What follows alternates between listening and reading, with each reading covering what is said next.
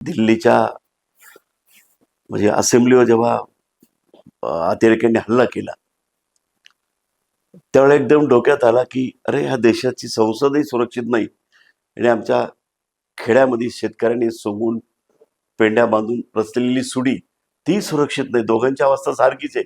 अशी रूपकात्मक कविता. किती लिंबाव्यात कुपाट्या खड्यांच्या आणि कसे बुजवावेत बोळ वाडग्यांचे. किती लिंबाव्यात कुपाट्या खड्यांच्या आणि कसे बुजवावेत बोळ वाडग्यांचे. डुकरांनी तर चंगच बांधलाय सुड्यांवर हल्ले करून सूड उगवण्याचा. डुकरांनी तर चंगच बांधलाय सुड्यांवर हल्ले करून सूड उगवण्याचा. आणि यापूर्वी जाहीर केलाय पाठिंबा उंदीर आणि घुशींनी भूमिगत हल्ले करून. आणि यापूर्वी जाहीर केलाय पाठिंबा उंदीर आणि घुशींनी भूमिगत हल्ले करून. आणि कुत्री सगळं संरक्षण डिपार्टमेंट गृह खातं आणि कुत्री तर केव्हा फितू झाली डुकरांना.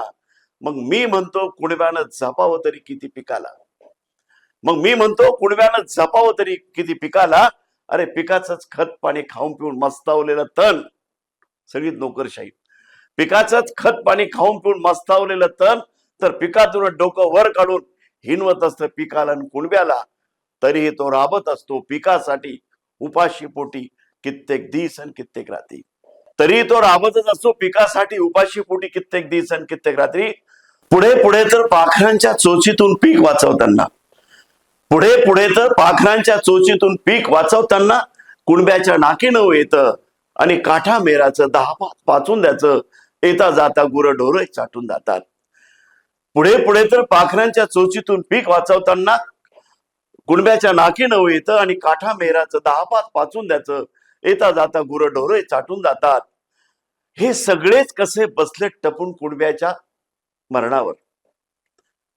माझा हा प्रश्न आहे, समस्त व्यवस्थेलाच हा प्रश्न आहे. अरे कुणब्याच्या मरणावर कसेच बसले टपून सारे कुणब्याच्या मरणावर. हे सगळेच कसे टपून बसलेत कुणब्याच्या मरणावर. अरे अस्थिपुरता तरी उरेल का तो जळण्यासाठी सरणावर. अस्थिपुरता तरी उरेल का तो जळण्यासाठी सरणावर.